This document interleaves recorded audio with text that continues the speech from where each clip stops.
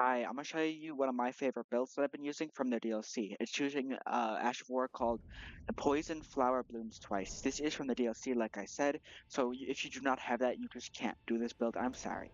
I'll do a quick demo. Basically, in short, it turns poison procs into bleed procs using the Ash of War. I'll show you. Now, it can be a little finicky on enemies like this. I don't really know why. It works pretty much. It's not as good at quick enemies because, okay, I'll just show you. You gotta get it. It's kind of hard to explain. Okay. There. Then we use this and 4k damage from that. And I'm level 100. I'm not too over leveled. This scales mostly with arcane, and I'm only at 26. So it could do upwards of like 8k. I've seen it do.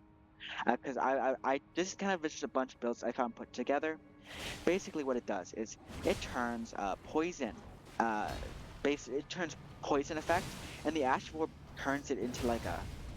Okay, never mind. So basically, the Ash of War turns poison procs into bleed by taking the poison and it just cancels it. It gets rid of the poison, but then it does like I think 5 or 10% damage to the enemy, which is basically a bleed proc. But the good thing about it is you can like build up bleed and poison at the same time. Basically, you can get double the bleed procs, or maybe not double, but close. You get my point. For pretty much just an Ash of War. Now I'll get into the actual build. By the way, if you do want to use this, remember, proc the status effect and then use the Ash of War, and it must be a direct hit for it to actually count. And it doesn't proc on bleed procs, by the way. Like, it only works on poison. Uh, so yeah, just make sure. And I recommend having the. Okay, actually, I'll go over talismans later. I just want to show you one more time. Can you, like, there. There, 4k again? Pretty good. Okay, that's embarrassing. But yeah, let's get into talismans and buffs and stuff. Now, pretty much all you need for the build is the Venomous Fang, or it doesn't even have to be the Venomous Fang. I just recommend it. Something with innate bleed or innate poison. And if it's innate bleed, then just put the poison affinity on it. And if it's innate poison, put the bleed affinity. And now let's get into buffs. Buffing. Uh, I have plus 24, like I said. The poisoned hand. You do not need to even have the requirements. Just have it in your offhand, and you don't even you can just dual wield the poison. I say the venomous fang, and it will still. You don't even need to have it equipped. You just need to have it in your offhand for it to give you the buff. And basically, what it does when you proc bleed, or sorry, when you proc poison, it will give you a buff. Same with the mushroom crown, does the exact same thing, but it looks ugly. So I would recommend taking it off for something that doesn't look as ugly, like this. Dude, he got a little beanie. It's so cool. But yeah. Talisman wise, Shard of Alexander, of course. Shattered Stone Talisman because the Poison Flower Blooms twice counts as a kicking attack. So then I have Lord's Blood's Exaltation and Kindreds of Rots. The Blood's Exaltation isn't required, but I really recommend having the Kindred of Rot because it also really helps tell when you get a poison proc. It can be hard to tell, but you can see the buff at the top right when you proc poison. And yeah, the Opaline Heart and Thorny Crack tier because you're going to be attacking a lot.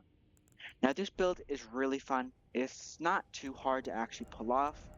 And like I said, 4k damage on some random guy. And by the way, this is percent damage.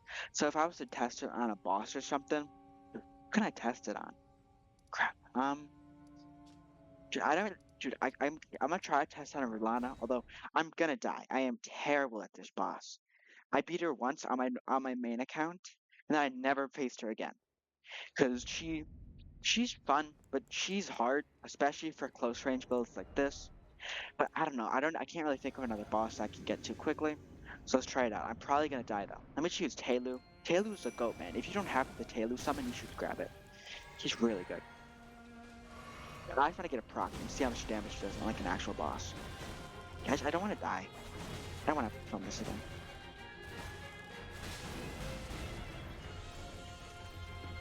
Then I'm gonna probably be quiet because I'm really bad at this boss, like I said. I'm not gonna try to beat it. I'm just gonna try to show you one proc.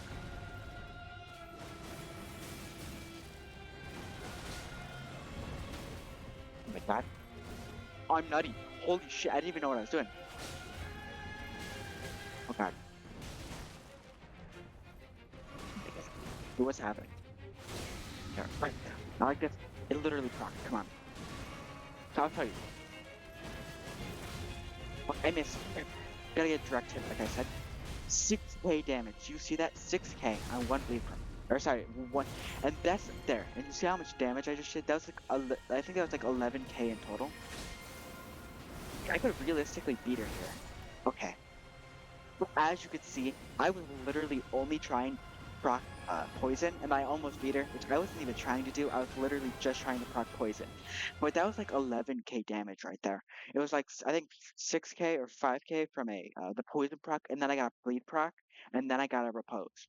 I'm gonna try that one more time just to show you, because I actually want to try to beat him, because I didn't realize I could actually beat him. Like I beat him before, but okay, you got my point. At that, see, the build is very powerful. You have to use a mushroom crown, which is a little sad because it's so ugly. I mean, you don't have to. Realistically, I wouldn't. Like normally, I'm probably gonna take the mushroom crown off. It just helps. But it's also really annoying to get to because you have to go to like the worst area in the game. But yeah, I'm gonna try this one more time because I actually kind of want to try to beat it here, especially because it also helps show how good the build is. But, bro, leave me alone, bro. Be it build. I recommend just I don't let them. Okay, I recommend attacking with like I don't know, attack a lot because you do not want to let the poison run out. And make sure to control your stamina. Is this build? You attack a lot, which means you use a lot of stamina. They're 8k damage right there, and I died. But you can see that's 8k damage from just a poison proc, which you get all the time. And usually, since the stats are so close together, you'll get a poison and a bleed proc really close to each other. Which, they will not be exact. So I'm just guessing. I'm assuming that one will. I'm assuming bleed will happen first, since it has a slightly higher. But since you have these two, whichever one procs first will proc their talisman, and then the other one will get plus 20. Yeah, that's literally the build. Thanks for watching. Bye.